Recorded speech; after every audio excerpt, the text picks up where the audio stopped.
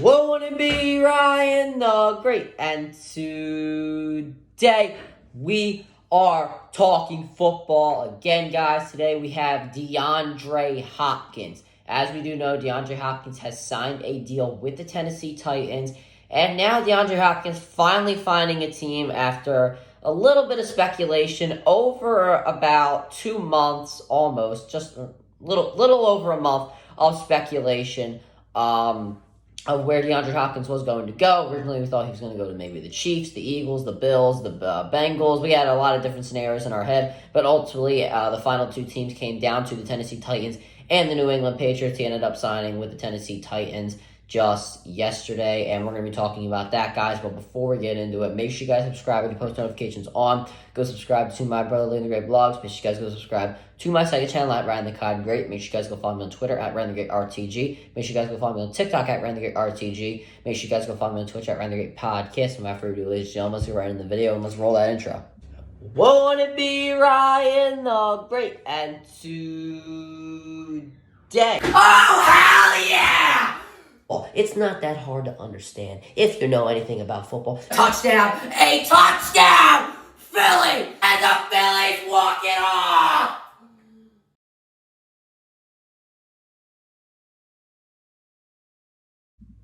Okay, so let's get right into it. So starting off, as we do know, DeAndre Hopkins, as I just said, signed a deal with the Tennessee Titans. There are some, back and forth about what his deal actually is. The first report that came out that it was 2 years, $12 million. That could be worth up to $15 million with incentives, or if he gets into the Super Bowl or has yards and all pro teams, this, that, and the other. We understand that. Then there was a report from Ian Rappaport that did say that he signed a 2-year, $26 million deal. I'm not entirely sure, but either way, I think a 2-year deal is perfect for DeAndre Hopkins. A 1-year deal would not be so good for the Titans because, if he has a great year, then he has a chance to leave the following season and go to a contending team.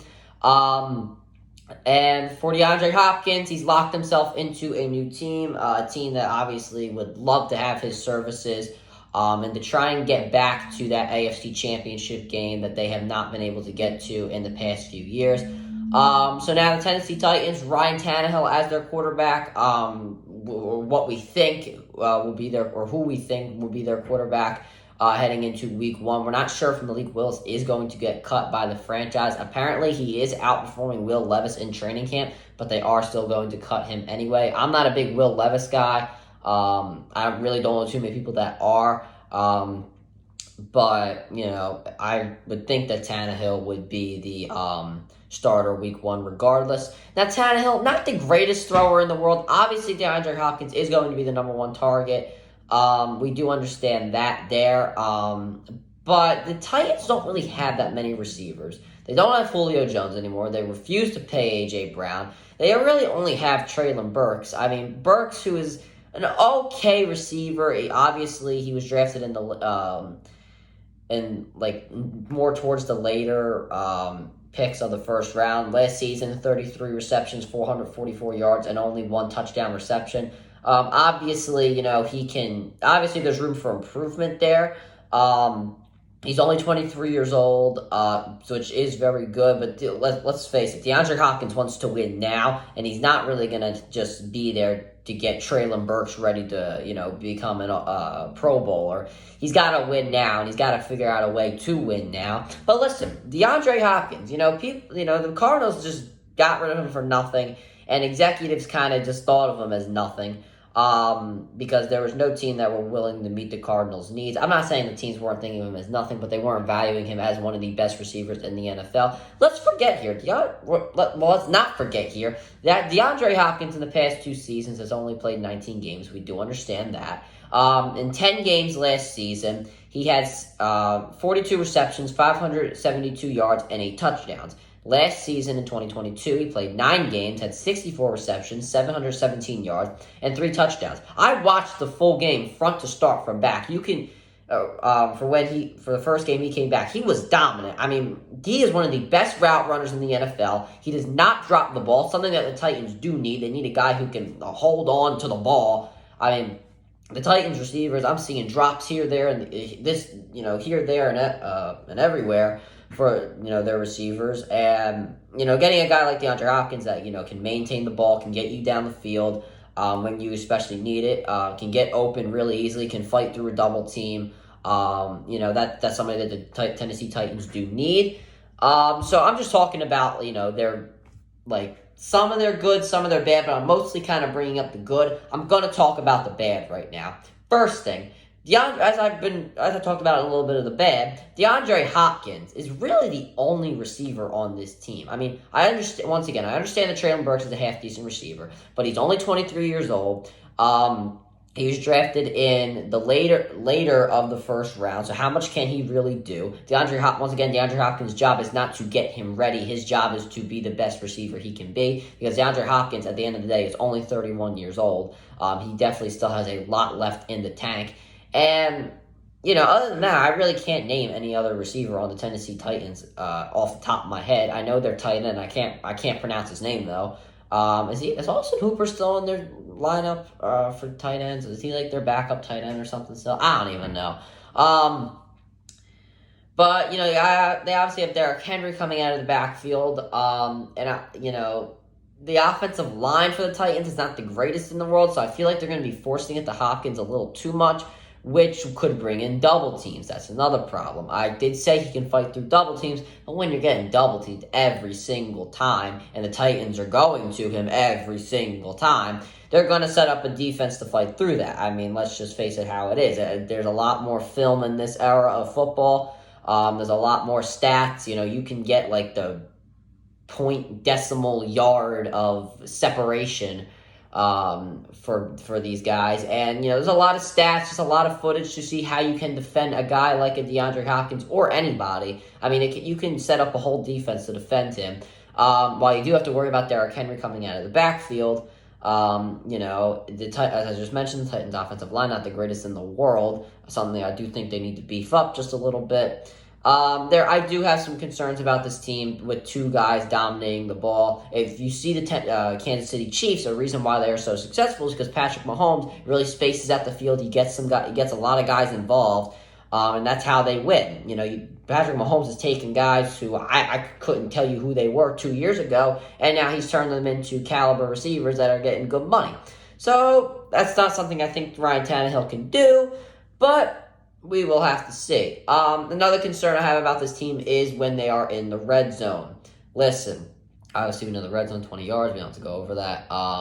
But with that 20-yard space, there's not a lot of space between 20 yards and the end zone. I know people like to say it's a lot longer than you think. There's not a lot of space between the end zone and 20 yards. I'm thinking of this from a defensive perspective. Safeties can drop, linebackers can drop. You can only rush three guys. I hate when three guys rush. I cannot absolutely stand that.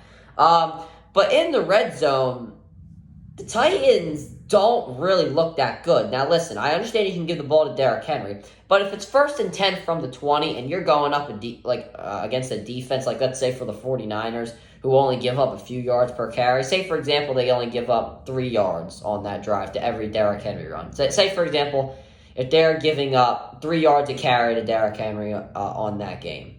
All right, first 3 yards, that's 2nd and 7. At 3rd and 4, 4th and 1. You got a 4th down opportunity, and you're not always going to convert on 4th down every single time. Now, listen. Once again, I'm bringing up the double teams and how teams can beat DeAndre Hopkins. They can set up a whole defense about how to defend DeAndre Hopkins. They can double team him because he doesn't have that much room to run. He only has 20 yards, and then obviously he's got the end zone, but there's once again, if he's going to go deep, then there's going to be safeties back there, and then you've run into a problem. So I have my concerns about this team in the red zone because once again, it's going to be two guys dominating the ball. You can get away with that with the whole field, but when you are in a place like the red zone, you're going to need to get more guys involved. Hopefully in the training camp, and the Titans can, how can I say it, develop a lot more guys like a Traylon Burks.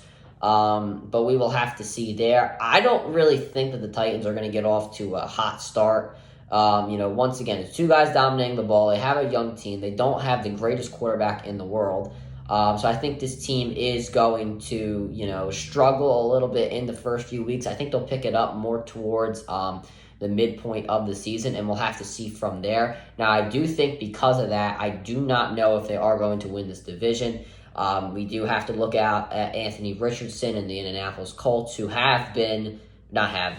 Richardson, who has been impressing people in training camp. Obviously, I'm not at training camp. I'm just going by what speculation is, and what the media is saying. And then obviously, they got Michael Pittman Jr. as their receiver. They got I don't know too much about their defense, but I do know DeForest Buckner's on that line, and he can make some noise there. And they do have some pretty. They got there's a few others that I can't really name off the top of my head, but are pretty good role players.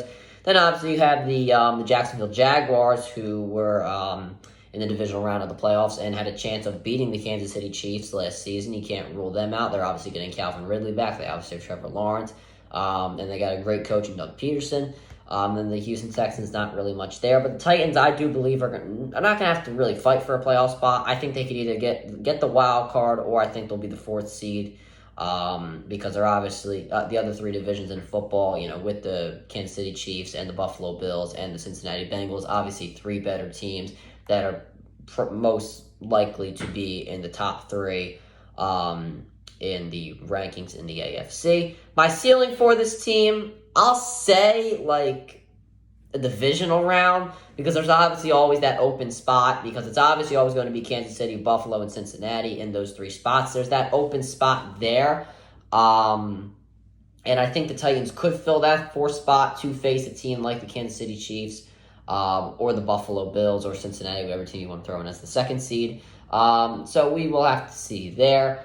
But I wish the Titans luck.